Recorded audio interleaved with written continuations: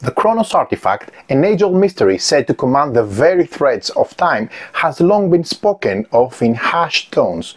According to legend, it lies hidden on an enigmatic island called Kairos, a ghostly Greek isle that surfaces only once every 200 years. Famed explorer Lara Croft has pierced the fog of myth, uncovering the truth behind the whispers. Drawn by a temporal rift at the promise of discovery, she gets off on a harrowing expedition to Kairos in pursuit of the legendary relic. But she's not alone in her quest. Natla Tech, a sinister organization from her past, resurfaces with a vengeance. Believing the artifact's power can rewrite the failures and restore the ambitions, they launch a ruthless campaign to seize it and get it for themselves. The island's native protectors, fierce yet under-equipped, find themselves overwhelmed by Natla's Tech's superior military force. As Lara traverses deadly landscapes, dodges intricate traps, and endures the wrath of both nature and their nemesis, her mission becomes a desperate race against time. The Crypt of Chronos awaits, but so does every other side, getting a grasp on the Tomb Raider Crypt of Chronos and getting the artifact from themselves with their powerful abilities. It's more than just a board game, the Chronos of Lara board. It's an experience. It's one game that offers a multi-use experience. It can be played as solo, it can be played as with more than one players, but it has two game modes. It has the adventure mode, which you can have single sessions of 20 to 60 minutes, or you can have the full campaign mode, which lasts around 3 hours, where you explore the island, have different interfaces where you zoom in on the different locations, either in jungle, in tombs, or in the mountains, or in the desert, with different peculiarities and small rules, but overall facing the adversaries, facing Natla Tech military soldiers, facing the protectors, the wildlife, and trying to achieve the goal of the chapter, of the stage, let's say, trying to find out in the different tombs where is the key, where is the map, and locate the Chronos crypt, find it, enter it, find the artifact, and defeat the boss so that she can escape and win the game. Very, very interesting experience. I will share more with my final opinion and first impressions, but you can understand this is very, very positive already from this gaming framework. It's a high bet when you have a very popular IP to get a game that it's really satisfying and enjoyable. This is not always a must, and in this game I have to admit this is more than what I expected by far, and I'm very, very positively surprised by it. So I will tell more about my personal opinion and the things I liked about the game and what I didn't like at the end of the video, after I show you how the game plays. I'm going to add the link in the description of the video. The campaign is live now for a few more days. You can follow the link so you can find out more about the campaign and back it if you like what you see, and support it so that you can get this gaming experience. I call it gaming experience because it's a gaming experience. And follow the description of the video below to find out more about the campaign. See how the game plays. Follow the timestamps in the description of the video below to find out specific things about battle combat, how the actions work, how campaign mode works, etc. And then join me at the end of this video for my final wrap-up and my first impressions from the game. So let's see how it plays first of all.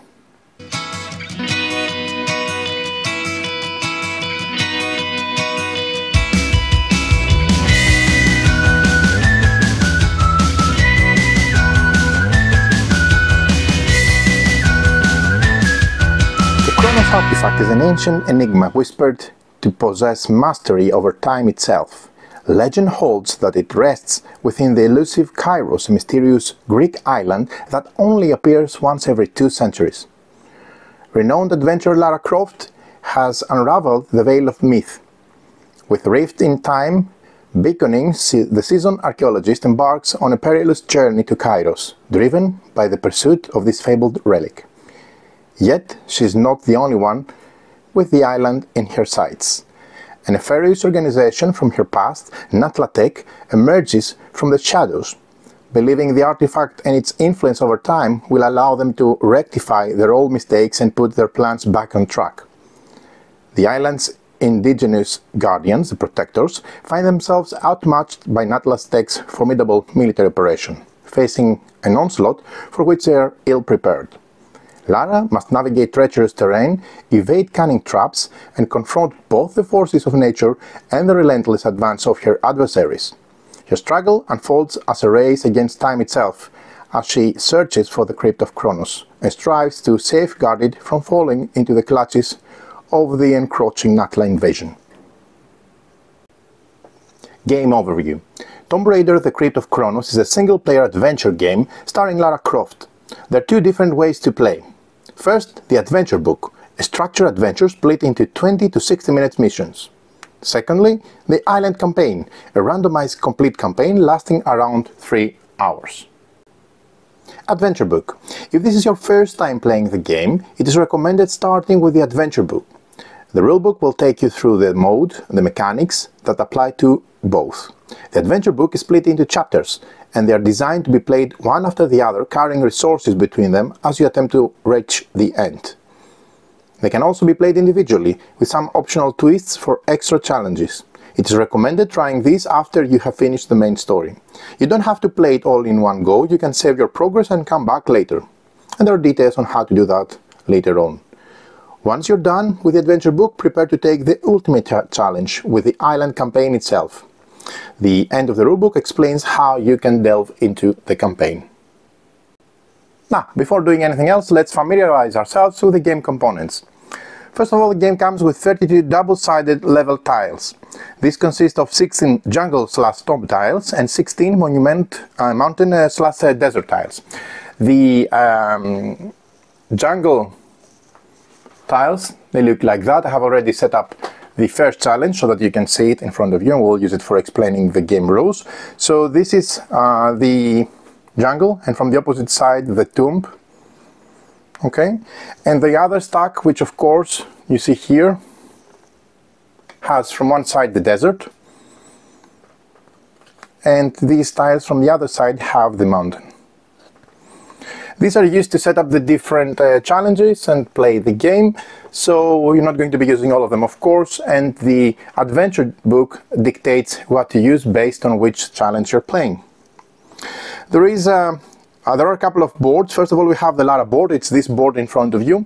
It consists of the portrait of Lara. It has slots for outfit, for weapon, one more outfit for another weapon, as you can see. It has the actions pre-printed on the board as a reminder, and there are slots for 2 more abilities. This is called the Lara board. In addition, we have the craft board. It's this one on the side. It's actually a card holder for the weapon deck, the outfit deck, the ability deck, with reminders on the costs on each of those slots, as well as some additional things that you can craft. This is considered to be the craft bench, and it also holds the dice, the extra dice that you can get through the course of the game. There are also, in addition to that, 12 weapon cards, 12 outfit cards, and 12 ability cards. I've done a detailed, I should say, unboxing video where you can see more about that, but just to show you, these are different outfits that you can craft in the course of the game and use them through the campaign. These are different weapons that you can get. You can also craft them, and they vary from spears to I don't know, wasp and flamethrowers and machine guns, shotguns and bows. So you can have up to 2 weapons. That's why you have 2 slots there, and you can take both of them in a challenge, but on each Lara phase you need to decide on with which one you're getting into the round itself. Last but not least, we have the ability cards here, which contain additional actions, let's say, that you can spend the Lara dice in order to use them, and you can slot them on the 2 extra ability slots that you have on your Lara board respectively. There is a bag for resources that you can see here, and I've just filled out some of the resources. There are 44 resources, 8 oil, 8 scrap, 8 cloth and 20 treasure. Let me show you how these look. Treasure can also be numerical, ×2 or ×3, that means 2 or 3 of the treasure. The treasure actually resource can be used as a while, replacing the rest, which could be cloth, scrap and oil. This is oil, this is cloth, and this is scrap. You use them, you can also draw them from the bag, from searching, but you use them mainly to craft the weapons, outfit and ability so that you get better gear. Okay, so these are included in the resource bag. In addition, we have 12 scroll research cards and 12 map research cards. The research cards is this deck here. You have either the scroll ones, which you use in the adventure mode, but if you're playing the campaign mode, you use also in addition the map research cards, which are shuffled. Otherwise you don't use them. Following with the rest of the components, we have 28 event cards. This is the event deck, and this is a very peculiar, interesting deck, because it's, as you can see, split in two. Each card has two sides. It has the invasion, Natla Invasion side, which becomes in effect when there is an invasion in progress, or it has the Lara side, which is a top card. In these cards you can have, actually it's event phase is one of the three phases you'll see later on in the game. You can have enemies spawn, you can get equipment and different stuff, but this is the main use of the event deck. I remind you, this is a total of 25 event cards. There are 3 boss cards, which I'll show you just now. These are these cards here, and they have respective miniatures. These are the boss cards. You have the Polemark, you have the Bear, and you have Natla Queen. They're different from the normal enemies that you encounter in the course of the adventures of Lara, because they have health track, and when they take damage you don't need to just drop them, otherwise they don't do, they heal if you move forward, let's say. They have an accumulative health track. They also have specific stats that are listed there, and these are part of the, let's say, more difficult enemies you'll face in the course of the game, together with the remaining ones. You also have artifact tiles. These are artifact tiles, and you see in our first challenge we start with an artifact there. These are artifacts that you need to stand there to retrieve them. You have various doors, which could be yellow, blue or red. As you can see, they can be either open or closed. In order to open such a gate, or all gates I should say of the same color, you need to spend one of your Lara dice on a lever to pull it, and then all blue doors will open anywhere on the map. Okay, in this case we have a red closed door there and a lever there, but this is specific on the challenge you're playing. We have dice, 6 Lara dice. These are going to be rolled a lot. They are used to activate the different actions and spend them to do the different actions. The more dice you roll, the higher the chances of success, but then you have less dice for the remaining of your actions. And these are the special dice. These are extra dice that you can get in addition to your normal dice, and once you roll them you return them on the craft bench. There is one die D6 black, which is used for spawning enemies on their spawn spaces. You see, for example, we start with a spawned enemy on this 4 spawn space. This is a 1 spawn space, the 5 spawn space, etc. Okay, these are the features of the tile themselves. We have the boulder tile, which is used in some of the tomb, let's say, levels of the game, and it can be pushed or pulled and block passage. We have 10 tracker cubes. These are these cubes here. They can be used for different things. One of them is to track your ammo, track your health, or track the research, which is pre-printed here on your board in order to acquire more research cards. There are 2 important tokens on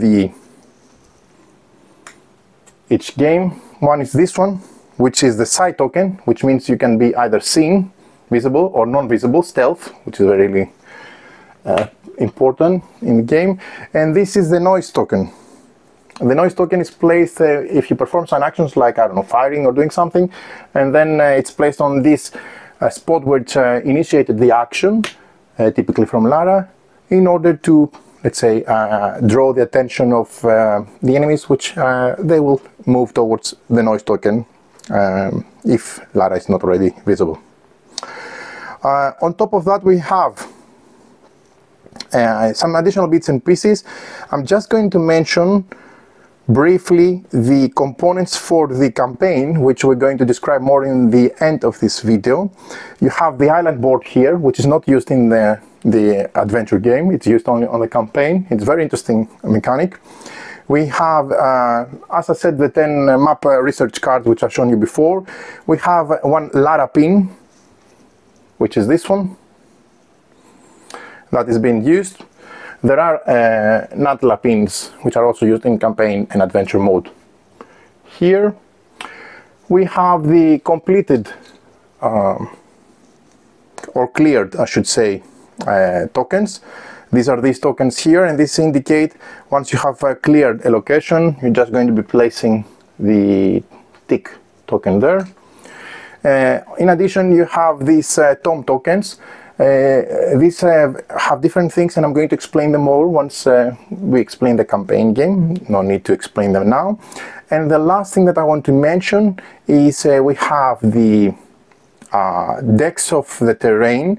So it's jungle, desert, mountain and tomb, matching the 4 different terrains on the tiles, which are only used in the campaign, because instead of going on a 4x4 grid, which is typical for the adventure mode, in each of the locations you visit, let's say we'll visit a jungle, just to show you, we're going to pull one of these cards, and it will dictate how to make a quick, usually smaller setup than the normal adventure setup, because you're going to be doing it frequently through the campaign itself, moving from location to location.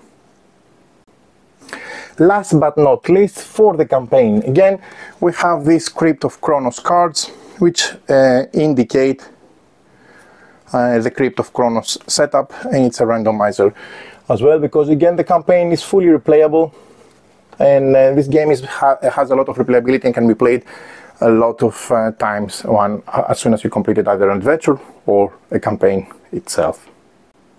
Last, I shouldn't fail to mention the miniatures. Again, I've shown them in a very detailed way in the prototype unboxing. And we have Lara herself, we have soldiers from the Natla organization, there are 2 scalps. As you can see, we have the guardians, again 2 scalps. These are the native, let's say, guardians of the island. And we have some wild animals. And on top of that we have the 3 bosses. The 3 bosses are the Polemarch, I've shown you before, with the respective card, the bear. Look how cool is this with the spear through the bear's body, really nice, and the Natla Queen. Okay, these are the miniatures of the game, and there you have it. These are all the components in Tomb Raider, the Crypt of Chronos. Now let's move forward. Setup. Now, again, we're focusing on the adventure first, and then at the end of this video I'm going to touch the campaign mode, which is also equally interesting. The adventure, I remind you, is for 20 to 60 minute one-shot sessions. You follow the adventure book, which dictates the different challenges. So I don't have a print of the adventure book because it was given to me electronically, but it's a separate booklet, which first of all you open the adventure book and choose a chapter. It's recommended to start playing with the first chapter, chapter 1, which is what I've set up here in front of you. You place the tiles. As I said, there are 4 types of tiles that represent the different areas of the island. The tiles are double-sided, jungle, tomb for one side, for one tile, and the other type of tile is mountains/desert. Tiles are typically placed in a 4x4 grid, as you can see in front of you. The level layout in the adventure book will show you which tiles to use, the numbers, and which way to orient them by the location of the numbers. What do I mean by that is, for example, you see this tile here is tile number 12 from the jungle tomb, let's say, set. I place it like that so that 12 is pointing towards me. Okay, this is exactly as it is described in the adventure book for the first chapter, challenge chapter, whatever you want to say. But if it could be that, for example, this tile number 16, it's sideways, as you can see, and that's exactly the orientation you should follow when you set it up according to the adventure book. That being said, you place any switches and doors. In this case, there is a switch that I need to place here, and there is a door, actually a red one, that it could be, as I said, either open or closed, that I need to place here, and this is dictated in the chapter itself. There is also artifacts that you may have. In this case, there is an artifact that I need to place on this spot according to the chapter. And also there could be some starting enemies. The enemies always start on the enemy spawn points. The spawn points will always have an arrow to show which direction they're facing. So in this case, there is this enemy from wildlife which is spawned. This is the front side with the head. Its facing is important in this game because they're going to move towards the way they're facing, unless there is a noise or Lara is visible. So you see there is a point, an arrow pointing upwards in this spawn point. That means my enemy, which is indicated that it's wildlife, is going to be pointing upwards during the setup of this chapter. Again, once you're placing doors, make sure to place the correct open or closed door, depending on the iconography that it has in there. So that's for the main board. The chapter will definitely show you what it needs, what you need to do, and also keep in mind that it will clearly put has let's say some theme, some background on what's going on. It has also the conditions, what you need to do in order to win the game. There are also a section in the page with a chapter at the bottom with additional challenges, you know, to make it a more challenging or even more difficult. And besides the depiction of how to set it up, that's everything you need to know for the chapter itself. Now, moving with the setup of Lara. First, you place Lara board beneath the level tiles, or in an area next to you, which makes sense. Then you place a tracker cube on the 10th space of Lara's health. You know, this is the Lara's health, indicating how much health she has remaining. So you start with a cube, tracker cube, on the 10th spot. You place the relevant weapon, outfit, and ability cards. If this is the first game that you're playing in the adventure book, all you need to do is you just place the dual pistols there, which is this card. Okay, the card starts with full ammo, so you place a tracker cube on the full ammo spot on the ammo track. But following the course of the game, you may have additional weapons, you may have an outfit, or you may have more abilities that you need to also include there. But for your first chapter from the adventure book, you just need the dual pistols and nothing else. Then you take and place these two important tokens, the sight and noise token, okay, and the dice. These are the Lara dice, the green ones, okay, the teal.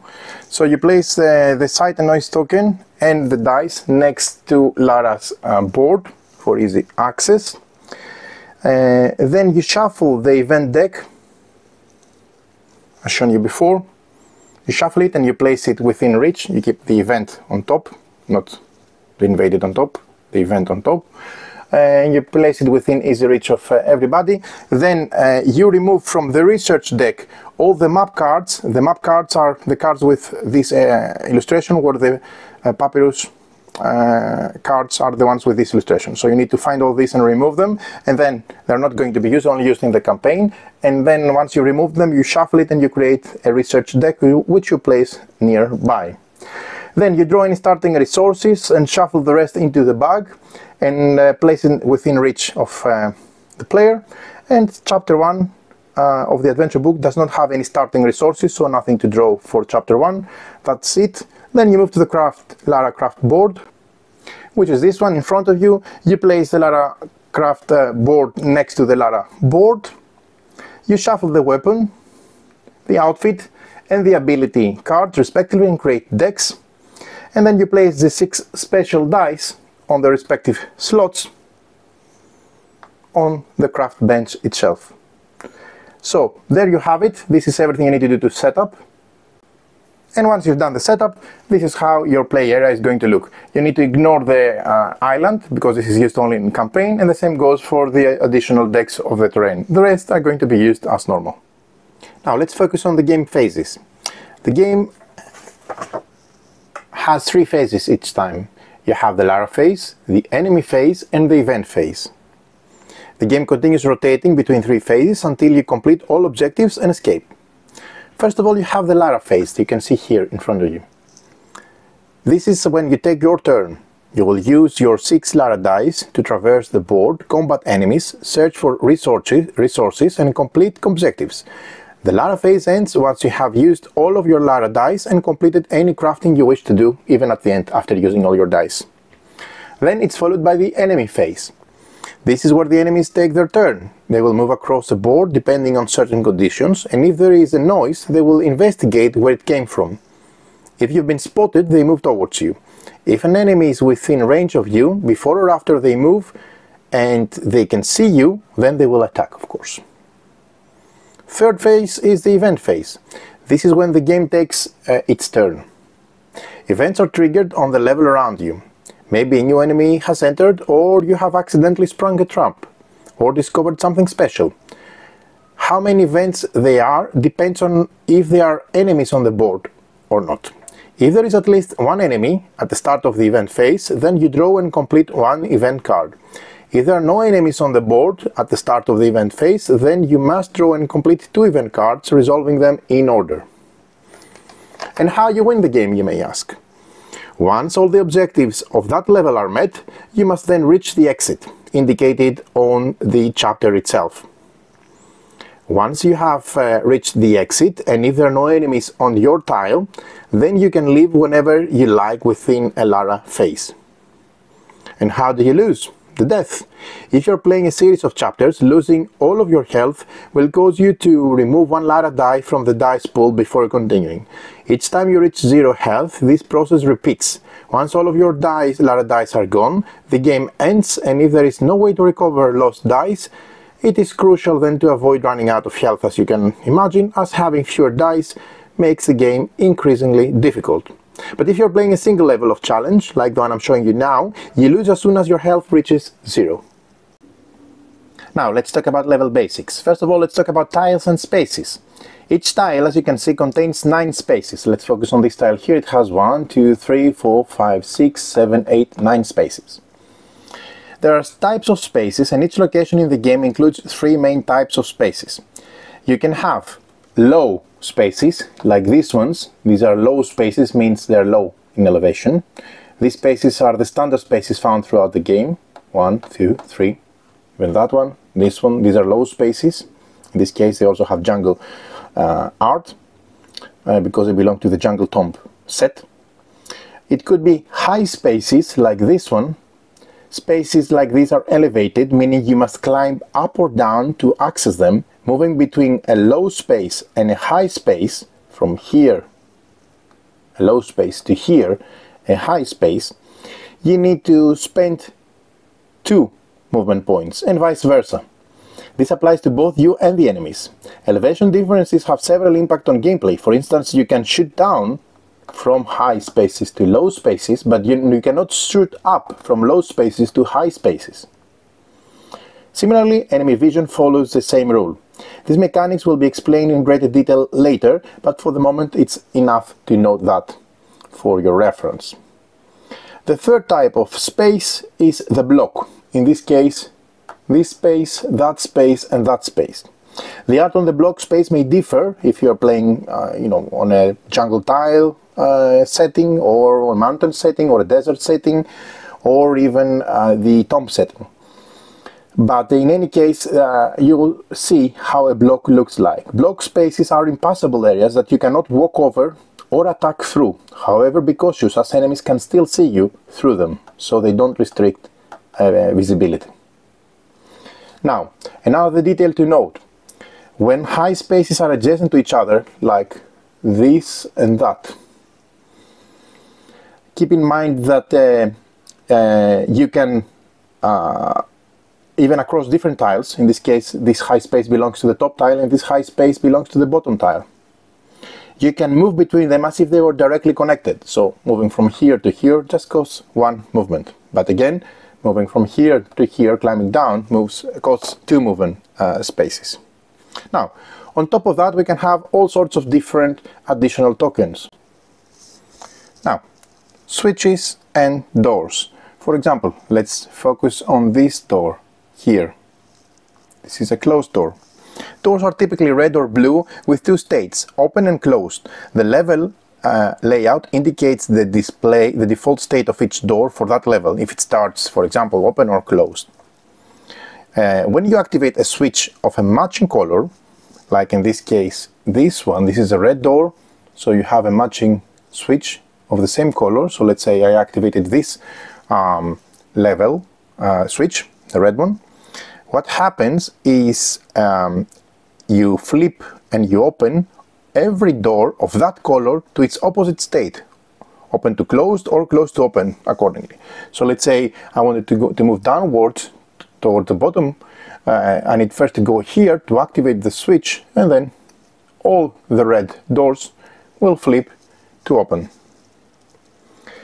To activate the switch, you must be standing on the switch space. So I need to be here with Lara on the switch, okay? And once I'm on there, on the switch itself, I must spend a Lara dice to activate it. So I need to spend one of my dice to activate it. You do not need to roll the dice for success or anything, you just simply discard it. Then the switch operates, in this case opening all red doors. Additionally, details about Lara dice can be explained later, but for the moment you just discard dice to activate a switch. There are also gold doors which can be flipped specifically when some conditions are met. These conditions are outlined in the level description, or if the icon is next to an objective. When a door is closed, neither you nor enemies can move or attack through that space, and when a door is open, you can treat it as a normal space. Enemies can walk through switches. Another thing of note are the artifacts or objects. So artifacts or objects, certain levels require you to collect artifacts. This process works similarly to activating switches. You must be standing still on the same space as the artifact, so you need to be on top of the artifact. And spend again a Lara dice, discarding it, not rolling it, and then you would be able to collect the artifact. Enemies can walk through artifacts. Last token I want to mention are the barriers. A barrier looks like that. Okay, and it could be on different locations. So let's say we have it here. Neither you nor enemies can move or attack through barriers.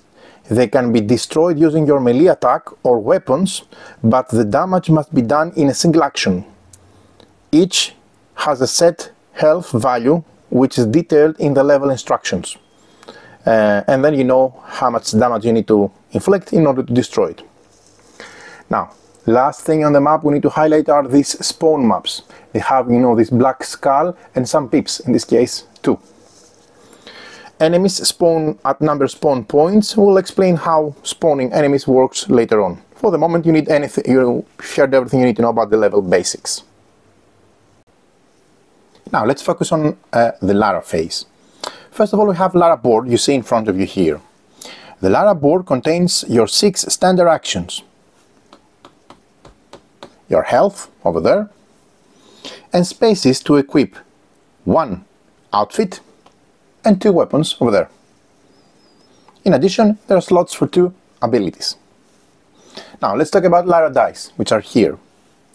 The 6 steel dice are called Lara dice. These are used to perform actions. You can use as many of them on an action as you wish, but each dice can only be used once per Lara phase. When all 6 Lara dice are used, the Lara phase is over, and the game moves to the enemy phase. These dice here have 4 possible results. You can see it has a success, 1 positive result, a double success, 2 positive results, a fail, no result, and a sacrifice. For each sacrifice you wish to turn into a success, you must discard 1 event card. The event card is discarded without needing to resolve it. If you choose not to discard an event card, the result for that dice is a fail. Thematically, the dice represents time. Each dice you use means spending more time performing that action. Now let's talk about action and ability cards. Action cards, along with abilities you unlock during play, require you to roll your Lara dice to use them. You can roll as many dice as you want for any of the actions available to you. However, each dice can only be rolled once per Lara phase. Once all 6 dice are rolled, the game moves to the enemy phase. This is a key element of the game. The more dice you use for an action, the higher your chances for success, but the fewer dice you will have left for the rest of the Lara phase. The power of your action depends on how many successes you roll. For example, focus here on the no action. Each action card contains boxes like this one, or that one, or this one. You must round down your successes until they match a required number. For example, if you roll 2 successes for this card, you would only perform the action associated with 1 success. If you roll 5 successes, you would only perform the action associated with 3 successes. You do not perform both. You could have, for example, failed. That means you did not roll any positive results. You can have 1 success, like this one. 1 success, you need at least 1 success to perform this action. You only perform this action only once, regardless of how many successes you rolled. Here. It's for each. You perform, if you have this box, with this icon, with a plus, for each. That means perform this action once for each success you rolled. And you can have 3 successes, for example. You need at least 3 successes to perform this action. Okay? So, depending on the number of successes and how you decide, and which dice and how many dice, Lara dice you decide to roll, you can go into a roll with better chances or having better control. Any text outside of the boxes or under the header, it always applied when using this action. For example, you see there is this explanation here, or this explanation here, and this dictates additional details. Everything which is outside the header is always applied when using this action. Lara Movement. To move, you must roll Lara dice against your move action. For each dice you use, you may move 1 space on the level. A failed dice roll still allows you to move, but you must place the noise token on the space where you started. For each success, you may move an additional space. Let's focus on the map. Movement is orthogonal, meaning you can't move diagonally. You don't have to move in a straight line, you're free to move across the spaces as you wish. You do not have to use all of your move points, you can move less than you roll if you wish. For example, with 1 move point I can either go here, or here, or back, or to the left. But I cannot move diagonally. This is not allowed. Now, let's see an example. Let's say I rolled 3 Lara dice against my move action. And let's say my results are the following. 1 success, a double success, and a sacrifice. So you rolled 3 dice against move. You get 1 double success, 1 single success, and 1 sacrifice. You can move 6 spaces in total. 3 for the dice themselves, plus 3 for the 3 successes. You may always turn this into 7 moves if you wish by discarding an event card to convert this sacrifice to a success. So it gives you the 7th move. But it's not always a good idea. You'll see more about that later. Okay, so let's say I decided not to spend an event, so I have 3 successes. That means I can move 1, 2, 3 for the dice themselves, plus 4, 5, 6 for a total of 6 movement. That means I spend this to move up to 6 movement points, and then I still have 3 more dice for the remaining of Lara Phase. Climbing. It costs 2 of your move points to climb up or down. Move from high or low or vice versa. So theoretically, if I want to cross from here there, I need to spend 2 movement points to go up and another 2 movement points to go down. Okay, you need to take this under calculation and under consideration when you perform your movement, respectively. Jumping. When 2 high spaces separated by 1 low space, you can jump between them using 3 movement points. Doing this means that you do not touch the low space in between, so from here to jump here, whoop, it costs 3 movement points. But that means I don't touch the low space in between them. Low enemies will not see you.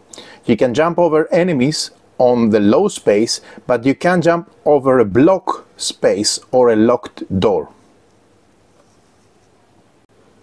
Moving through enemies. You can't occupy the same space like the one of an enemy, but you can move past them if you have enough move points. It just costs 1 extra move point for each enemy you want to move through.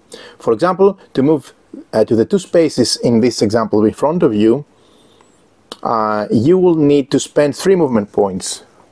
1, 2 because you're passing through an enemy, 3 to move here.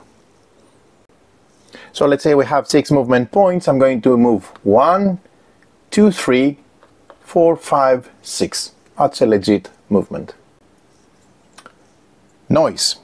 Some actions, such as moving badly or using weapons, create noise. When this happens, place the noise token under the space you are when the noise happens. The noise token stays in place until either an enemy reaches the token, you make a noise somewhere else, or the enemy sees you. You only make noise when you are hidden. When seen, you can remove the noise token from the level. So let's say I moved poorly where I was. Okay, I'm moving out from there and I just moved 1, then I will need to leave a noise token behind. Now, the sight token. Your sight token shows if the enemy are currently seeing you, or if you're hidden. If an enemy spots you, you must flip the token to the seen side. This is the seen side. This is the hidden side. If an enemy spots you, you must flip the side token to the seen side. While seen, all enemies will pursue you, including ones that spawn while you are seen. Your melee attacks also become weaker. There are also other ways to become seen, such as from an event card or from failing some actions. In a campaign, seen continues through levels. While being seen, there are 2 ways to become hidden again.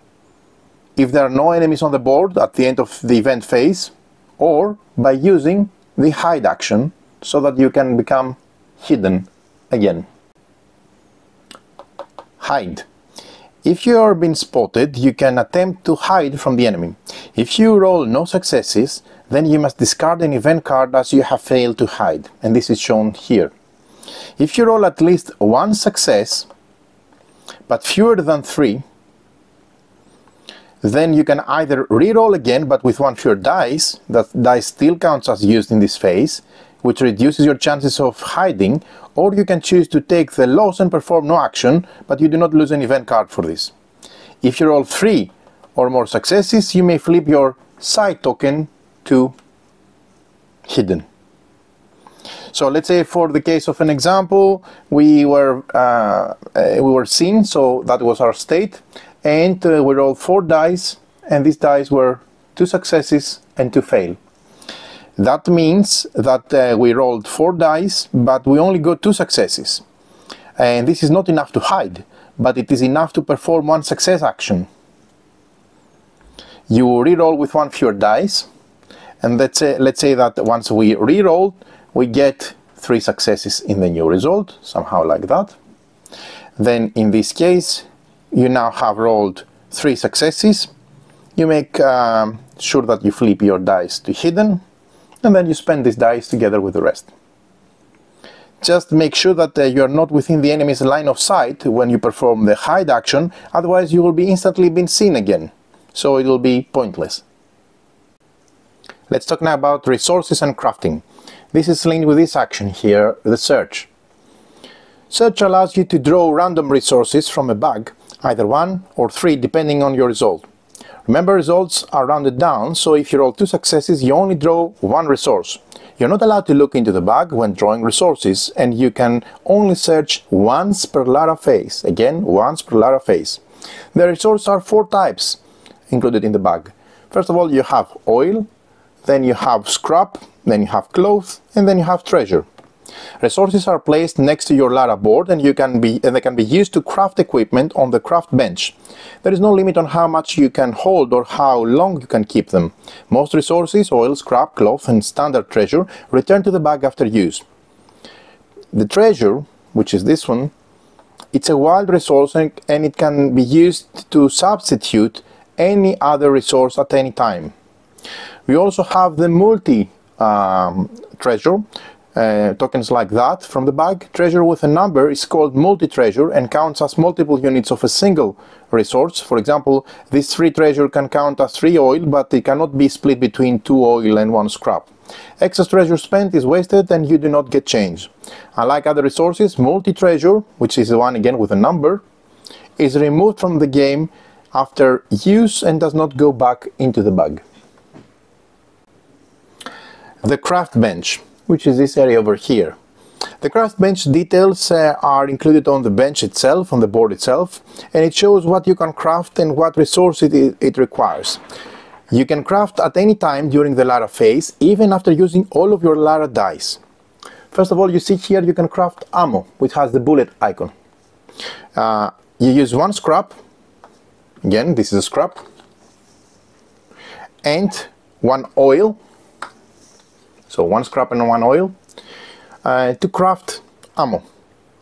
Distribute, you get 5 ammo, as you can see here, and you can distribute the ammo between your weapons however you wish, increasing the ammo count by 1 at a time until all 5 ammo crafted are used. Crafted ammo must be applied immediately, you cannot save any for later, and excess ammo is of course wasted.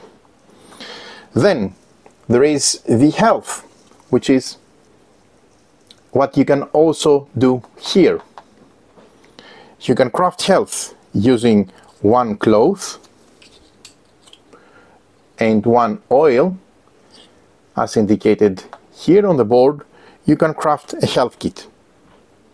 It gives you the possibility to recover 3 health. Move your tracker cube up to 3 spaces on the health bar. You cannot exceed your maximum health that you have. Then we have the special dice. These are the special dice which you add to your dice pool until you use them, and this is the icon for the special dice.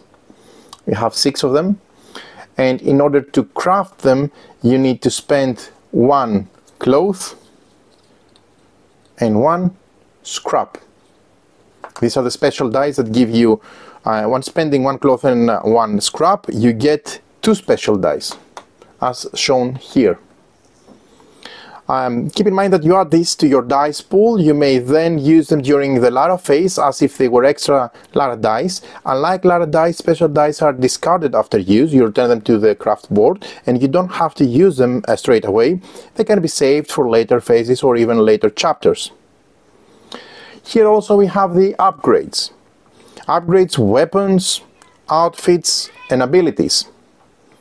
You use 5 specific resources to craft an upgrade. So if I use 5 scrap, I will craft a weapon upgrade. Draw the top card from the respective deck, and you get to add it in the corresponding slot on your Lara board. If no slot is available, discard the new card or one from your Lara board to make space. Discarded cards go to the bottom of the relevant deck on the Lara craft board. Otherwise, if you have space for a weapon, you keep it. The same goes for the outfit. You spend 5 clothes, to pick up one outfit, which gives you, as you can see, an ability. And last but not least, you spend 5 oil to take one ability and place it on one of the 2 available ability slots you have on your Lara board. In all 3 cases, instead of spending 5 of the kind, of the matching kind to get the upgrade, you can spend 7 of a resource to draw 2 cards instead. So for example, spend 7 clothes to draw 2 outfit, then check them, decide which one is better for you, keep the one, and then the other one goes at the bottom of the respective deck. But you get to choose between 2, which is a better case. Newly crafted weapon starts with full ammo, keep that in mind. When you pick up new weapons, you place a tracker cube on the highest ammo space. Research. Research cards are powerful single-use cards that help you on your adventure. Research cards go with your resources to the side of the Lara board and are discarded after use. If the deck ever runs out, shuffle the discard pile and create a new deck, respectively. There are 2 different types of research cards, as you see here. We have the scrolls and we have the maps. The scrolls, these are ancient scrolls that Lara has translated through her research. They are connected to the artifact and give you a time ability which you can use on the level. They can be used at any point during a Lara phase. In this case, this card allows you to dodge a trap. The map research cards, these maps provide you with the shortcuts across the island board, which we haven't seen now because it's part of the campaign. These are only used in the island campaign mode and should be removed when playing with Adventure Book. These can be used when moving pins on the island before moving Lara. In all cases, you should never underestimate the power of the research. The scrolls help you get out of sticky situations, and the maps will let you find what you need to find and reach faster. How the research action works? Very simple. Research is used to find research cards. It contains 3 squares, as you can see on the top, where you place tracker cubes on, depending on your successes. This represents time spent researching, which is never wasted. If you fail the test, in any case, you will place 1 cube. If you rolled no successes, that is. You must add 1 tracker cube to the card. If you get 1 success, you must add 2 cubes in the track. When the card has 3 successes on it from your rolls, either a single one or accumulated, you must remove them and draw 1 research card. So you remove them and you draw 1 research card, which you keep. If you roll 2 or more successes, you can draw a card from the deck, which means if you roll and get 2 or more successes, let's say in my roll I got 2 or more successes, then I draw 1 card from the research deck, and any cubes on the card still remaining there. So if I was like that, and then I rolled and I got 2 successes, I will, on my roll, okay, well, let's say I rolled 2 dice and I got 1 + 1, 2 successes. Okay, let me demonstrate it like that. That means I will draw 1 card from the research deck, keep it for me, but still I will not touch any cubes already placed there. I still keep them. Okay, so that's the way how the research action works. Combat. Enemies will try to stop you on your journey, and combat is the only way to overcome them. Standard enemies, all enemies except bosses that is, cannot take partial damage. Defeating them requires you to deal all the damage in a single attack. For example, if an enemy has 3 health, you must deal 3 damage at once to defeat it. If you only deal 2 damage, it has no effect and the enemy continues as normal. When you defeat an enemy, you remove it from the level, and you collect 1 random resource from the bag as a reward. This is also shown on the quick guide, for example here. If you defeat a boss, you draw 3 resources randomly from the bag. Now, how do you attack? Let's first start with the melee, which is this action here. The melee allows you to attack enemies without using your weapons, but it comes with a big risk. If you don't do enough damage, the enemy is going to see you and immediately take their turn. You can only attack enemies that are on the adjacent space to you and on the same elevation, high spaces or low spaces. That means I cannot attack like that when this is on elevated. I cannot attack melee, at least, like that. But I can attack when I'm in the same elevation. Both of them are high or both of them are low. How it works. The power of your melee attack depends on your sight token. Remember our sight token?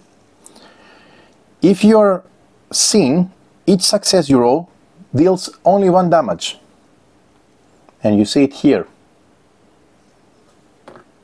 Stealth attacks, on the other hand, if you're hidden, are more effective. If you're hidden, each success rolled deals 2 damage. If your melee attack fails to deal enough damage to defeat the enemy, the Lara Phase immediately ends, that's the catch, and in this case you must also flip your token from hidden to seen. If it's already seen, simply end the Lara Phase. In any case, you end the Lara Phase. The next enemy phase begins, and all enemies move and attack as usual. So it's really important to take calculation and consideration under, if you think you're going to have the possibility to, with melee, to defeat your opponent, otherwise you will not be able to continue playing the Lara Phase. You'll have to stop, and then enemy will go to enemy phase and they will attack you. And also you become visible, seen. Now let's talk about dodge. Used during enemy or event phase, as written below the title. Dodge gives you a chance to avoid damage at the cost of some of your dice for the next following Lara Phase. Dodge can only be used during the enemy or the event phases, and when you are about to take damage, you may roll some Lara dice to attempt to dodge. For each success you roll, you avoid 1 point of damage. However, any dice you rolled used to dodge are subtracted from the dice pool for the next Lara Phase. The more dice you use to dodge, the fewer dice and therefore fewer actions you will have available on your next turn. So you need to think and plan accordingly. And this is captured here. Okay? If you decide to dodge, because, for example, let's say this enemy attacked you and they will make 3 damage, you can decide to roll, and let's say I dodge. I spend 3 dice, I decide how many dice I want to spend. That means I have 1 success, and then I can discard 1 event. Let's say I discard the event, and then I roll another, roll again the dice, and then I get 3 successes, and with the 3 successes I stop 3 damage points and I get no damage. Okay? But on the subsequent Lara Phase, I will only play with the remaining 3 Lara dice instead of 6, which would have in total. So that's how combat works. Weapons. Weapons are the most powerful way to defeat enemies. You can equip up to 2 weapons on the 2 weapon slots you see here on your Lara board. Using a weapon, like action cards, weapons require Lara dice to use them. Roll as many as you like. Any you roll are discounted from the rest of the Lara Phase as usual. Each success you get means that you deal damage, and ammo can be used to add additional successes. We'll explain that in a sec. But you can use only 1 weapon per Lara Phase, but can fire it multiple times. For example, if you have dual pistols and the Spectre rifle, like here, for within the same Lara Phase, I can only decide to use dual pistols or Spectre rifle. I cannot fire once with the dual pistols and then fire another time with Spectre rifle. But I can fire 2 times with my dual pistols. That's allowed. Attacking through different spaces. You cannot attack upwards, through block spaces, or through closed doors or barriers. You can attack downwards from high to low spaces, but your first success does not count, as aiming to a lower ground is harder. For example, In this case, Lara wants to attack this wolf there. Normally I need 3 successes, but because I'm shooting down from an elevated high to a low space, I need 4 successes. So for example, let's say I decide to roll 4 dice, and I get 2 successes, and then I need to convert some, discard some events to get additional successes in order to be used, to be able to defeat it. Because otherwise, if I don't get all the required successes, the wolf will take no damage and will continue normally. Enemy damage rules. Remember, standard enemies, this is enemies, everybody besides bosses, can't take partial damage. You have to defeat them in one single action. However, unlike melee attacks, failing with a weapon does not end your turn. If you have dice left, you can attempt another shot or run away, in any case. A word about range. This shows the spaces that the weapons can reach from your position. But before going that, let's see full the anatomy of the card. Let's focus here on the dual pistols. You have, first of all, here the power. In this case, the dual pistols have power 1, the spectral rifle has power 3. Okay, it's shown here. The power of the weapon determines how much damage it deals for each success. Successes can come from dice rolls or ammo. For example, with 2 successes with the rifle, spectral rifle, you deal 6 damage. Noise, that's below the power. Many weapons generate noise. When using a weapon that has noise icon, you must place a noise token on your space. This applies even if you don't kill the enemy or fail to roll any successes. Then we have some special rules. For example, here with the dual pistols, it says below the title, must be rolled in pairs. For example, the dual pistols state that they must roll in pairs. That means you must either roll 2, 4 or 6 dice. Okay, so you cannot roll 1 or 3. Then, talking about range, which is this section here. The range shows the spaces that the weapon can reach from your position. There are 2 types of range. So you have the white choice, where it means you must choose which of the spaces within that range you're aiming. So from Lara, I can aim with white choice the first and the second. That means with dual pistols, I can aim here, and that's okay. Right. You can also have some weapons that have blank spaces, like the spectral rifle. You see, the 3 first spaces, this is very powerful, but you cannot shoot up close. So if I only had the spectral rifle, I cannot shoot with the spectral rifle the wolf because it's within the first 3. But if he goes from the 4th, 5th or 6th space across from Lara, I would be able to use it according to the range depicted on the card. Okay? There are also some additional weapons, like Hades RPG, which has red instead of white. As you can see, the red means that it does the full damage to all marked spaces at the same time. This allows you to defeat multiple enemies in a single attack. This you have 9, a 3x3 grid, but which is 3 spaces far away from Lara, as you've seen from the range. Okay, and these are very powerful because you do the full damage to each of the enemy within those red spaces of the weapon. This is very powerful. A word now about ammo. You see, each weapon card you get, it starts with full ammo. For example, the spectral rifle has 2 ammo, and the dual pistols starts with 4 ammo. Ammo can be used to boost your dice rolls. First roll your dice and total your successes. Then decide if you like to spend additional to that ammo to gain extra successes. Each ammo spent adds 1 additional success. But theoretically, if you have enough successes to defeat an enemy, you don't need to spend any ammo at all. But you need to have at least 1 ammo to fire the gun. So while weapons don't always require ammo to be effective, sometimes the dice roll alone is enough. You must always have ammo available to use the weapon at all. And whenever you spend ammo, you move the tracker 1 cube to the left accordingly. And you won't be able to use the weapon if you exhaust all the ammo. Then you remove the red tracker cube from the card until you refill it by crafting, typically, ammo. Enemy phase. After you have used all of your Lara dice and finished any crafting you wish to do, the game moves to the enemy phase, which is the second phase in the flow.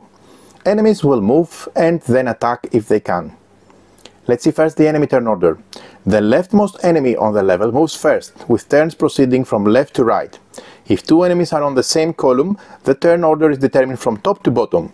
In this case, this enemy is going to move first, then this one, then that one, then this one, then that one, then this one, then that one. Enemy movement. Enemies move according to a few conditions.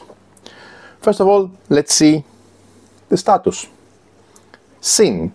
If you're currently seen, all enemies, regardless of whether they are within line of sight or they have joined the level after you were spotted, move towards you using the most efficient path. If two paths are equally efficient or you are uncertain, enemies will take the path that is most detrimental to you. If you're hidden, but there is a noise token on the board, enemies will move towards that noise to investigate. Once an enemy reaches it, then the token is removed. And if you are hidden like that and there is no noise on the board somewhere, then enemies continue in the direction they are facing. If they reach a point where they cannot proceed, they rotate clockwise 90 degrees at a time until they are able to move again. Enemy movement rules are the same as yours.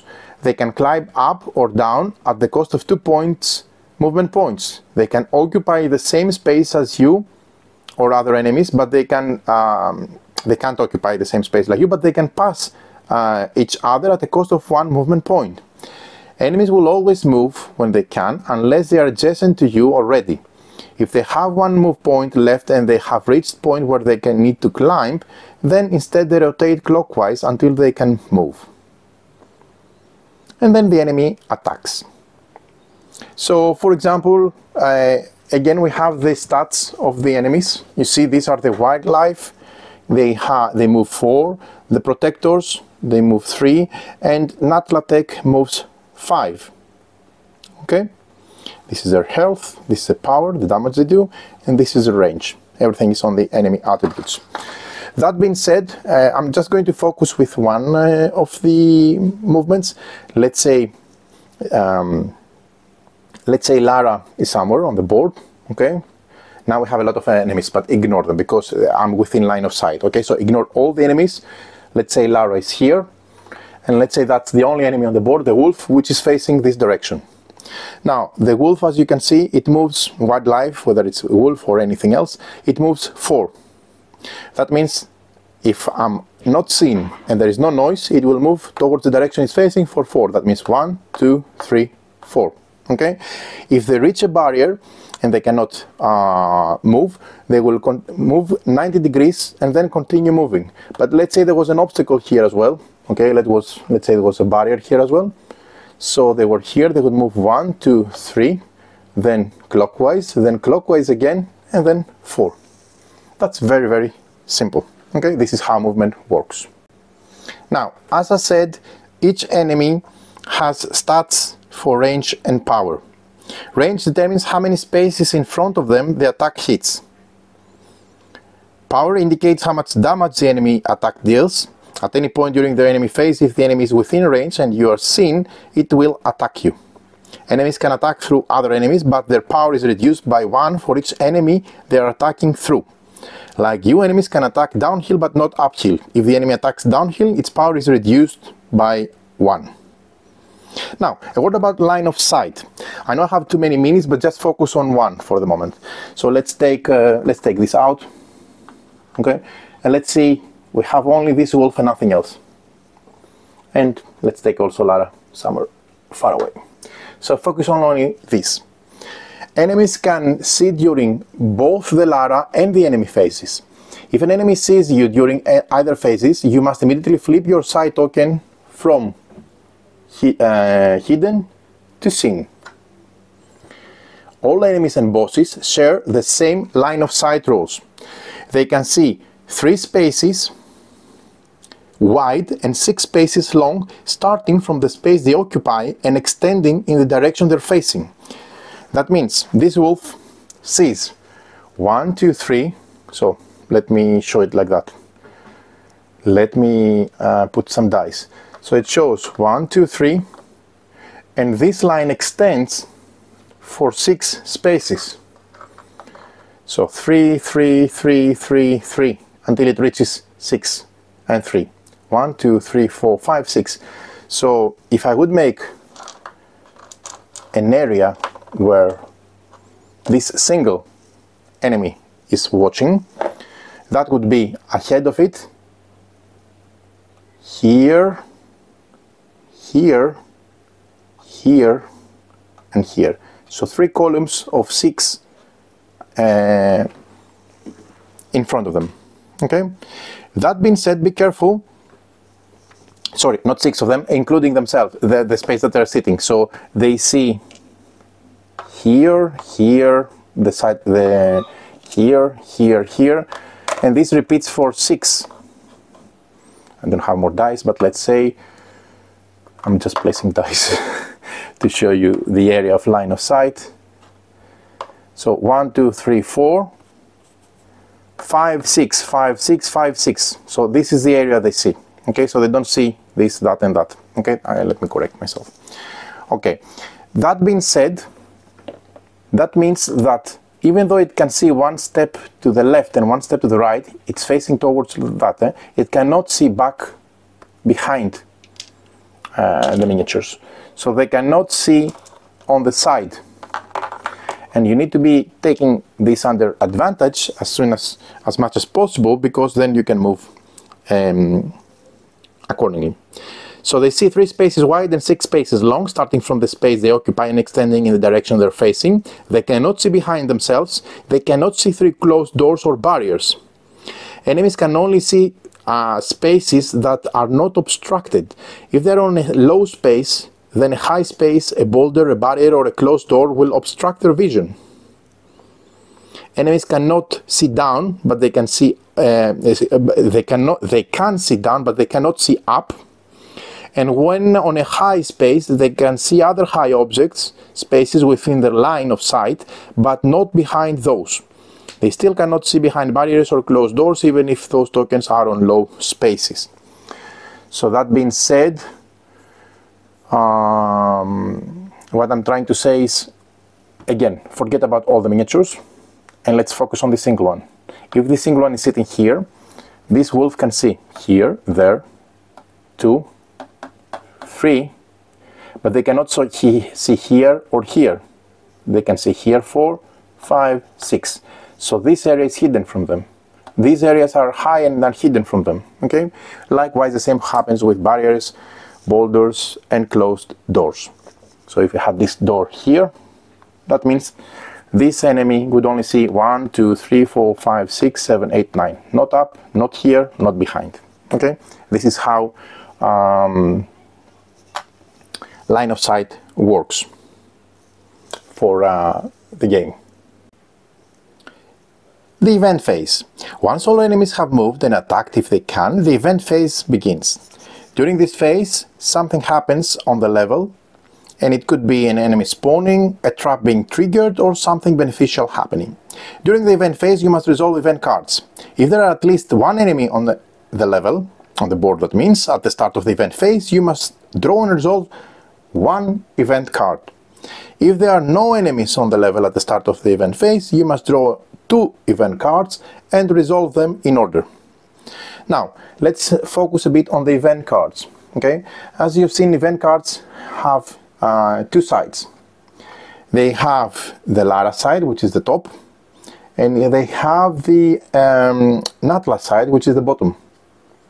Okay, so the Lara side, this is the side that you will use most during the game. And the Natla side, this is more punishing, as natural traps become man-made dangers and soldiers swarm to your location. You use this side when the level has been invaded. More on that later. But let's continue with the Lara side. There are different types of cards. There are 3 types of cards.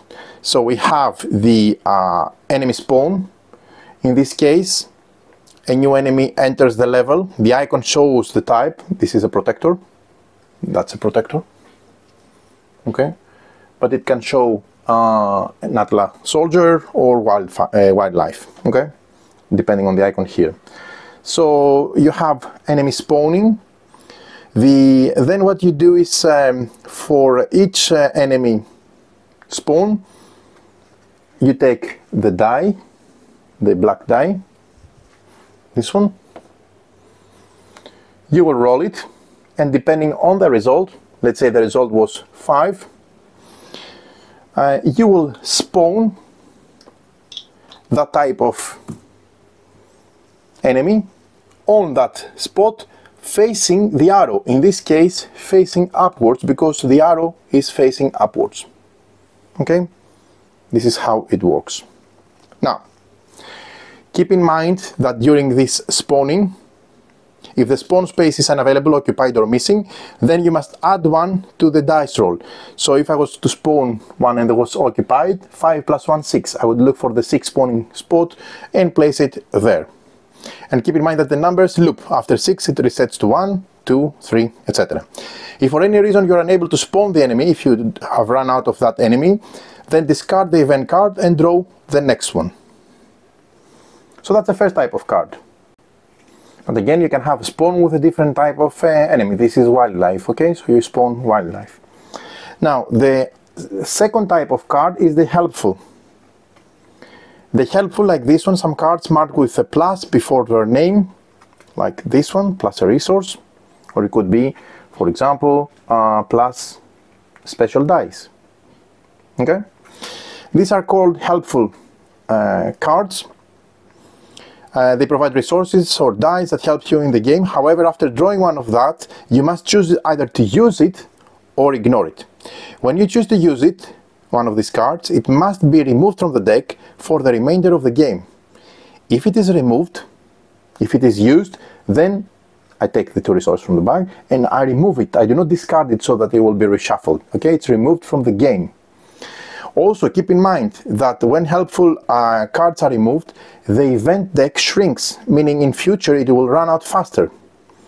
If you choose not to use the card, then you do not get the reward, and instead you put the card in the discard pile, which means it will stay there and reshuffle and keep the same size of the event deck. But beware, the helpful cards have punishing Natla sides, which means you'll want to try to remove them before you reach an invaded level, and when drawing a helpful card during an invaded level, it must be resolved and then put into the discard pile, not removed, okay? So you need to balance between them accordingly. The last type of card are the traps. For example, this one, a tripwire. There are 2 ways to resolve a trap, and you must choose which to use. Typically one option involves taking damage, while the other one is a sacrifice. If you choose to take damage, you may use dodge. However, once you roll for dodge, you cannot then change your mind about which option to use. For example, this tripwire has 2 options, as you can see. Okay? Once completed, the trap goes into the event discard pile. The Natla Invasion. The event card represents time you spent on Kairos. After every time you run out of the event decks, when the event deck is finished, depleted, the Natla Invasion spreads. So, you run out of the event cards. The invasion process differs depending on which mode you're playing. If you're playing the adventure book, when you run out of events, you place a Natla pin on your Lara board. Here. That means then you take and shuffle the event discard pile and create a new event deck. You do not include any helpful cards that were removed. This process is repeated every time you run out of event decks. And then you have invaded levels. An invaded level means that Natla have reached the same location as you. Every chapter in the adventure book has the icon of the invaded level, which shows how many pins you need to have the invaded level. For example, if it shows 3 pins in the adventure book, on chapter 1 for example, this means that you need 3 Natla pins in order to be invaded. If at the start of a chapter you have equal, let's say it was 3, and you have equal or more pins than the level, the invade level, that means that your Natla Invasion begins. The first thing you need to do is you take the event deck and you need to rotate it so that instead of event shows the invaded. Remember? Instead of using the Lara Craft cards, you're going to be using the invaded side because the event deck has been rotated. Whenever you draw an event card, moving onwards, you will be resolving the Natla side, the top side, as shown here. Even during an invaded level, the Natla invasion can still spread. After completing an invaded chapter, you remove 2 Natla pins from your Lara board. For the island campaign, the Natla invasion works differently when playing the island campaign mode, and we'll discuss a bit that later. But keep in mind, once you are from the Natla invaded side, that means there is more fierce spawning and more frequent negative things happen to you. Bosses. Some chapters feature powerful bosses while they move and attack like any normal enemy. There are key differences that set them apart. The most notable is that bosses have health squares, as you see here on their health track. That means, unlike standard enemies, you don't need to deal all of the damage to a boss in a single action. You can instead reduce the health bit by doing multiple attacks. Okay, so they start with a cube here at 10 and you do damage to them and decrease their health. Let's see quickly the anatomy of a boss card. First of all, we have the attributes, which are here. The attributes show how much it moves, the damage it deals, and the range it has. It always goes first. It takes its turn during its enemy phase, but it always goes first, moves and attacks before the standard enemies. Okay. There are some special rules here. Every boss has some special rules that apply while they're on the level. They have the health track here. When the boss spawns, place the tracker cube on the highest number, in this case 10. When it takes damage, reduce the cube accordingly, moving it to the left. When it runs out of health, remove the boss from the board and collect 3 resources as a reward. Then it has the scene side icon here. If the boss has this icon on the top right, then on the top left, then you must change your side token to scene at the start of the level. You can't become hidden again until the boss is defeated. Okay, so it makes it even more difficult. This is the anatomy of the boss. Other than that, it's very, very straightforward. And here are the cards of the Crypt of Chronos. Now, finding and reaching the Crypt of Chronos is not easy feat. The level works differently from others in several important ways. It's recommended skipping this part or not paying attention until you reach the Crypt of Chronos level. But just for you to know, there are some key features. The event deck. Before starting the level, preparing the event deck by shuffling together the draw pile and discard pile, but do not include any helpful cards that have been removed. Once shuffled, remove 1 card for each Natla pin you have. Start with the event deck standard side up. When the deck runs out, shuffle it and rotate it to the Natla side. From that point on, you must continue using the Natla side of the rest of the game. The boss. The boss works differently when it's in the crypt. Initially, it can't take damage. Instead, any damage dealt reduces the movement during the next enemy phase, 1 fewer spaces per 1 damage. This is crucial because slowing the boss down gives you more time to complete the objective. The Chronos artifact. Your goal is to collect the Chronos artifact. And once you've done it, you automatically use its unique time to freeze time. 3 key things happen when you freeze time. You do not draw any further event cards. All sacrifice sides of the dice now count as successes. Second, all standard enemies freeze in place and no longer attack you. You must still attack them if you wish. The boss does not freeze. It continues to move attack as normal. And third, the boss can take damage from that point onward. And your goal now is to defeat the boss. Ending the game. After you have defeated the boss, you must roll 6 successes in a roll to activate the full-time ability of the artifact, and you have then completed the Tomb Raider, the Crypt of Chronos. Locations. There are 4 types of locations. First, we have the jungle tile. The jungle tile is frequent and balanced. It has the low areas, it has the high areas, and it has the block areas. That's very, very straightforward. Then you have the mountains, which is cold and treacherous. It has the low areas, it has the high areas, and it has the block as well. One more thing that it's a rule that applies on the mountain tiles is the slippery slopes. Slopes allow you to quickly move from high to low without a move climb penalty, and when you step onto a slippery space, you immediately move to the lower space. You can't move against the slippery slope. They are only one direction, and the same rules apply to enemies. Cold, which is something which is in place for the mountain tiles. Every mountain includes a cold condition. This details a small rule change for the chapter as a result of the frozen temperatures, and that's a climber. Enemies climb costs 1 move point instead of 2. Then you have the desert, which is hot and perilous. You have low spaces, you have high spaces, and you also have block spaces like these spaces here. In addition, you have quicksand. The quicksand is a location. If you end your Lara Phase standing on a quicksand, you immediately take 1 damage. These spaces have no impact on enemies. Okay? And there is a hot condition. Every desert includes a hot condition. This details a small rule change for the chapter as a result of the increased temperatures everywhere. The overworked, no more than 3 dice can be used for a single action. Last but not least, we have the tomb, which is quiet and cryptic. It has the low spaces, it has the block spaces, and it has the high spaces. Time.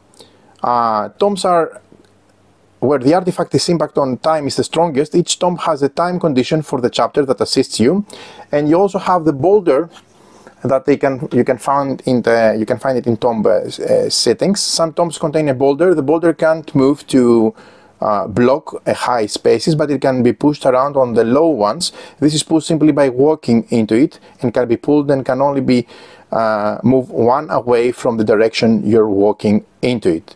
You roll the dice, and you use your movement accordingly, you know, with the actions, but also you can use the benefit of the boulder or try to get around it. Ending a chapter. A chapter indicates what you need in order to succeed. Your objectives could be collect the artifact, and or search at least once, and or research at least once, etc. Once you complete all the objectives, you must reach the end space as marked on the level setup. You can escape at any point during your Lara phase, unless there are enemies on the same tile. If there are enemies, you better deal with them first.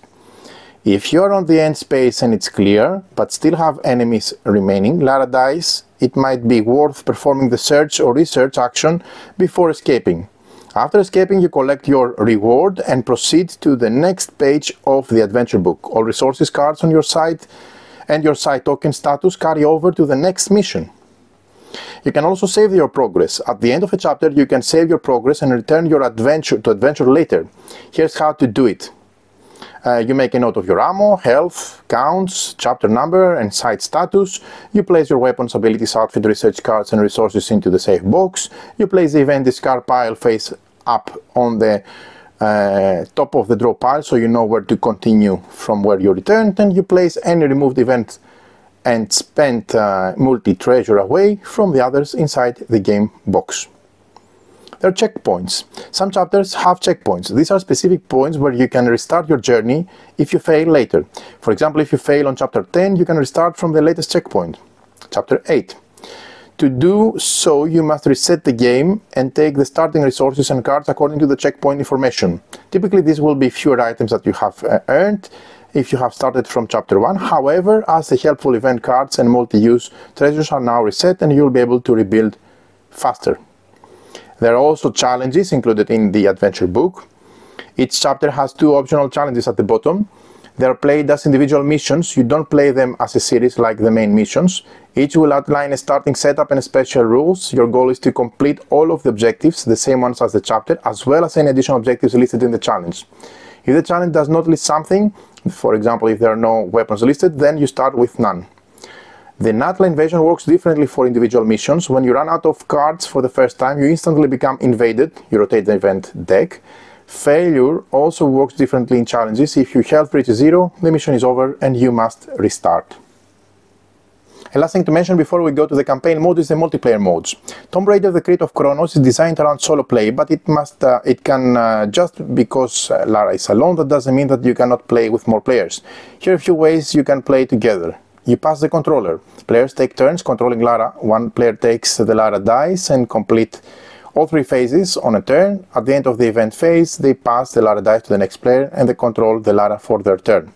Another option is shared expedition. Divide the Lara dice as evenly as possible between all players. During each Lara phase, players decide how to use their dice, either individually or by combining them with others, and each dice can only be used once per turn, and while players can discuss their choices, each player ultimately decides when they use their dice.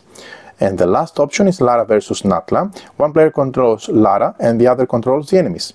The game still follows the standard rules for Lara player, but there are some important differences for the enemy player. If Lara is hidden, there is a noise token. Enemies must move towards the noise until they reach it. If there is no noise token, enemies can be moved, however they leave, regardless of Lara seen or hidden. Enemy vision is reduced from 6 spaces long to only 3. The width remains the same.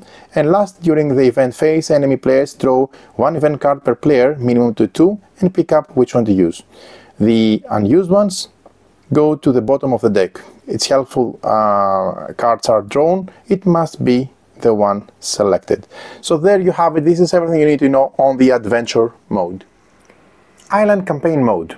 The island campaign mode is the ultimate randomized adventure. You will move across the island board, taking individual location challenges as you search for the map and the key you need to access the Crypt of Chronos.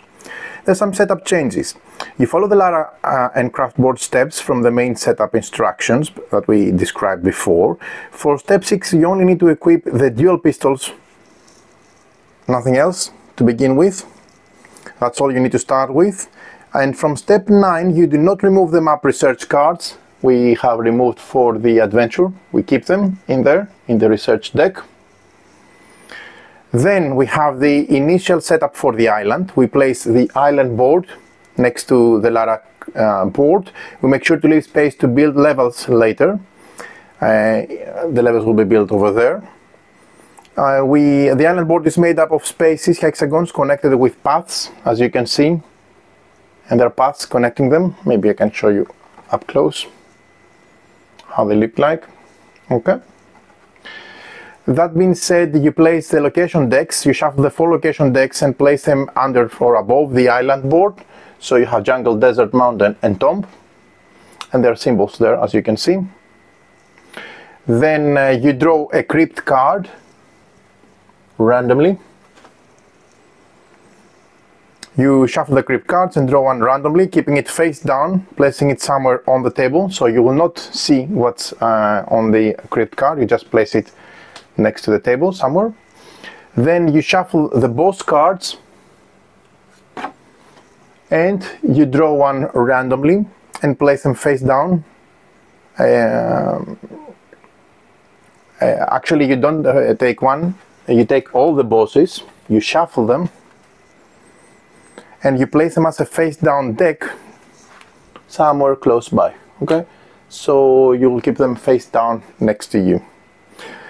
Then you place Lara pin on one of the 6 jungle spaces.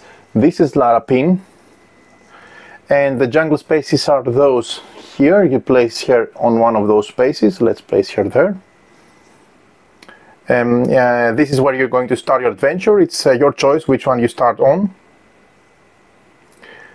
And then you place Natla, one Natla pin, meaning one of those pins, is going to start on the island with you. Where they start, it will be randomized. First you need to roll the enemy dice, which is this one, and depending on the result, the dice relates to a number on the compass. This will now you will calculate the direction they will move. Starting from your location, you will need to move Natla 3 spaces away, following the numbered direction, meaning you see the direction here on the compass, okay, and you will move the Natla pin 3 spaces away, following the numbered direction. In this case, if I roll the 3, they will move 3 spaces away from that direction. Okay, so 1, 2, 3, let's say. You roll the number, and then that number will dictate where the Natla pin will start. If by moving this pin this way, the next spot does not have the number you rolled, for example a 3 in this case, so that indicates a direction, then you need to add 1 to the number until it can move. Another way to think of it is rotating around the compass clockwise, like moving standard enemies. And this is the way how the Natla will move away from you, okay, and will find its position away from you for setup. Then you place the tomb tiles. There are 6 tomb tiles. These are the tomb tiles. Let me show them. They have this icon, okay. You will mix them and place them face down on each of those tomb locations.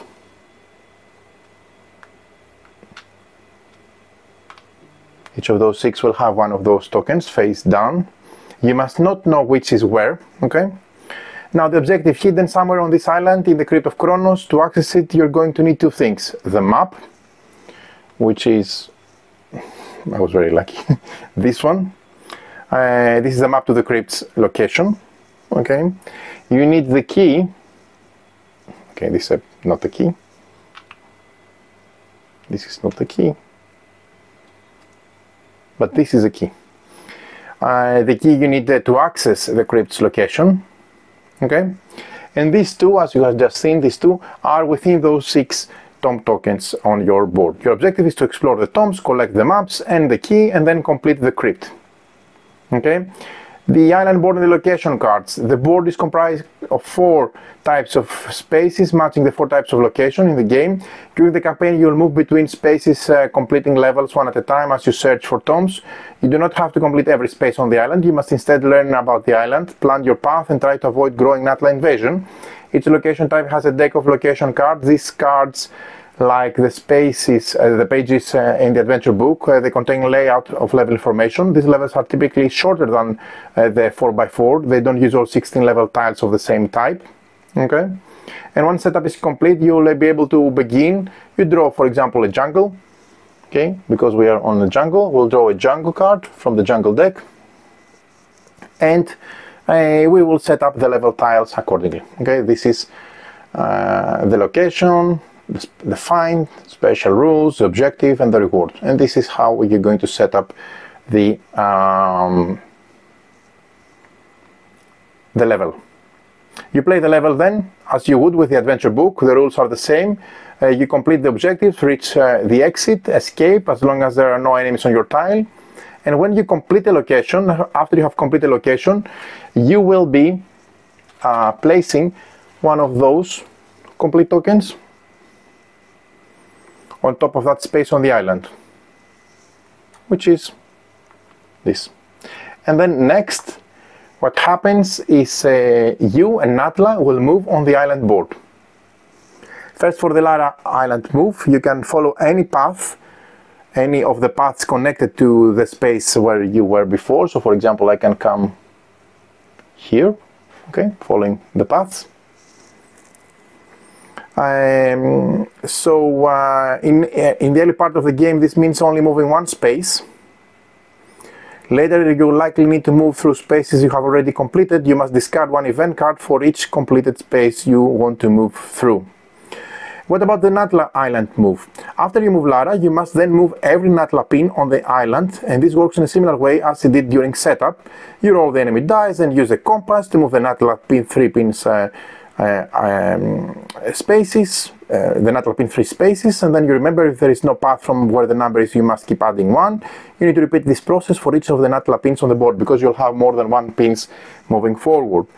Multiple Natla pins can't occupy the same space. They also can't end their movement on a space which already cleared. In either case, continue to move the Natla pin until there is one uncleared space and not sharing with other Natla pins. A Natla pin can, however, occupy the same space as you. If at any point its movement it touches your space, it immediately stops and joins you.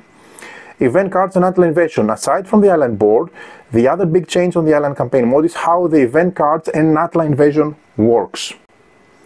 Anytime you run out of event cards, another Natla pin will enter the island. You do this each time in the same way as you did during setup. You roll the enemy dice and move the new pin 3 spaces starting from your space your own. There is one important difference. Unlike during setup, the Natla pin can end its movement adjacent to you or even on the same space as you. When you and Natla share a space, the same space that is, a level is invaded. You rotate the event card so that Natla's side is on top, as before, and play accordingly. Unlike the adventure book, island campaign level can be invaded midway throughout if you run out of event cards and the new Natla pin ends on your space. Then immediately rotate the event deck to the invaded side. After you complete the invaded level, the Natla pin sharing your space as you must be removed from the board. You have reduced the invasion. This is how it works. If you run out of Natla pins, if all 8 Natla pins are on the island at the same time, then you run out of event again. You instead take 5 damage. This can be dodged. What about the research map cards, which are added in the campaign mode? Maps help you traverse the island board and find what you're looking for faster. After completing a location, you may use any of the map research cards you have before moving the Lara pin. For example, this makes your life easier because you skip a space, and they're used for traversing the island easier. The tomb tokens. As I said, each tomb token has a hidden reward. When you complete a tomb location card, you must then collect the tomb tile for location your own and immediately apply its reward. If it's a key or the map, then you place it on the back of the crypt card. You see? The card that we put, the Chronos card that we put, needs both the key and the map. There are some research cards that allow you to reveal a tomb token. This means that you can flip the tomb token on the board and keep it face up, but you do not collect it. To collect it, you need to reach and complete that tomb. Revealing tomb tokens is a faster way to work out where the key and map are hidden. Utilizing this will allow you to map paths across the island and find what you need more efficiently. Okay?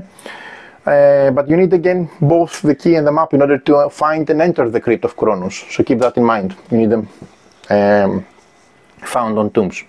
Bosses. Throughout your island campaign you will encounter bosses. These can appear anywhere on the island. Unlike adventure book mode, bosses are always random, including the ones that you face in the crypt. When you draw a boss level, you must draw the next random card in the boss deck and face them on that level. After you defeat the boss, you place it at the bottom of the boss deck. If you are unlucky and have a lot of bosses during your campaign, you would end up facing it again. Completing the island campaign. Immediately after you found both the map and the key, you must take on the Crypt of Chronos. Turn over the crypt card. After you have placed on it both the key and the map, you turn it.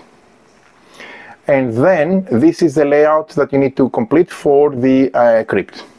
You need to complete that. The rules for the crypt are the same as for the adventure book. You can't find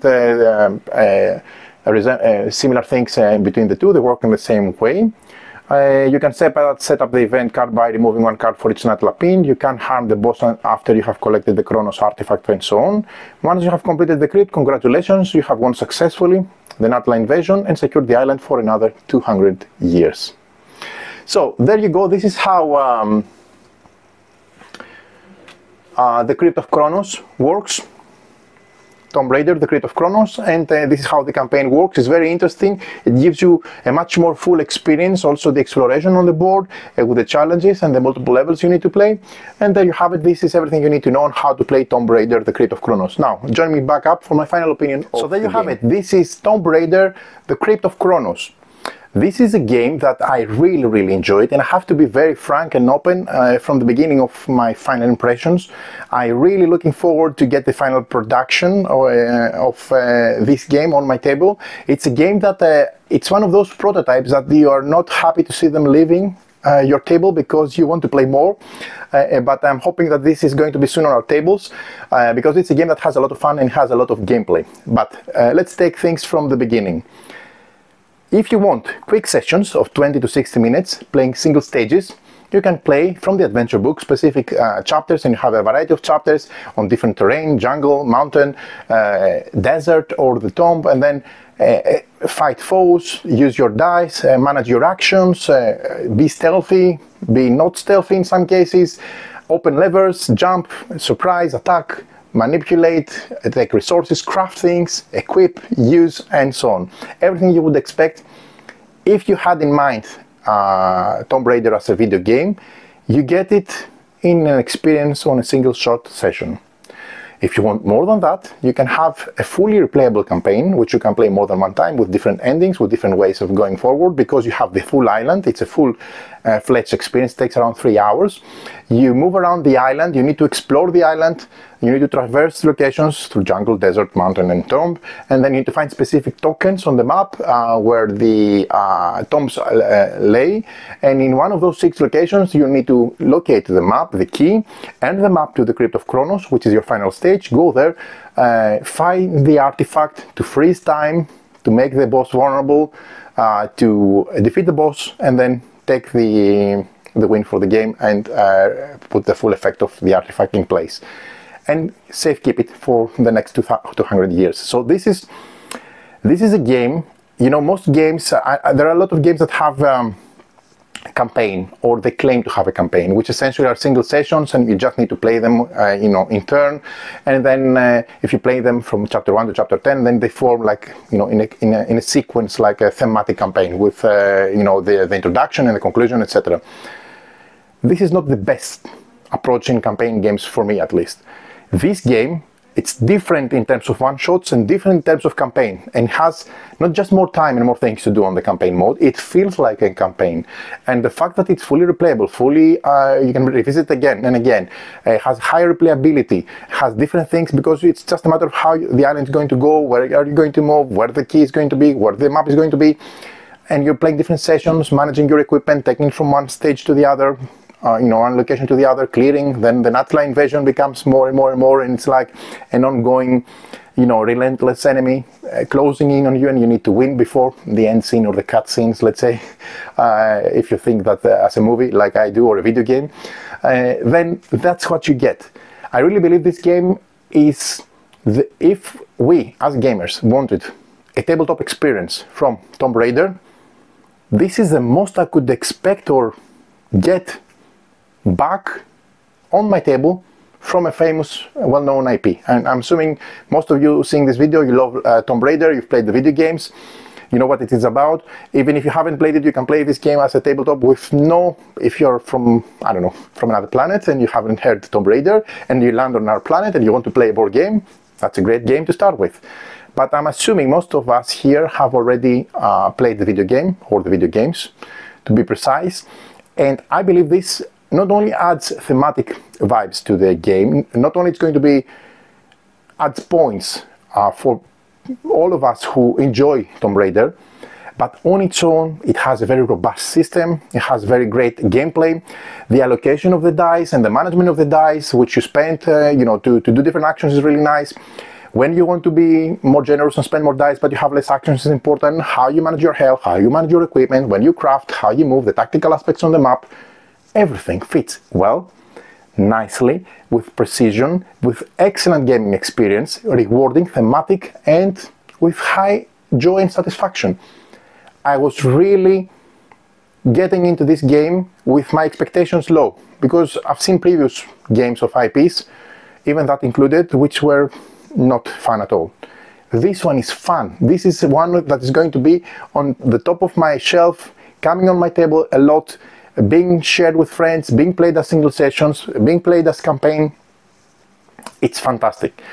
The only thing that I wish now, even though I'm approaching this as a solo game and I will be playing it on my own a lot, I'm telling you, the only thing now that I see is it's that good that I really like that I could play it with more than one player. And I know the game has some ways, you know, to share dice, to share turns, etc., to play, or one can, but I'm not convinced that this is, you know, ideal. What I haven't tried, and maybe that's interesting, maybe if one side plays the Natla Invasion side and one plays the Lara Croft side, that would be interesting. But if they can build a bit more on that, I think this will be one of the best, I should say, games from video theme taken onto the tabletop and taken onto our tables and boards. Wow, Really impressed. I highly recommend it. You should definitely check it out. This is a great game, a great system, highly enjoyable, fantastic quality, at least even in the prototype. So 2 thumbs up from me, 3, 4, 5. It's one you should definitely check it out. And this is Tomb Raider: The Crypt of Chronos.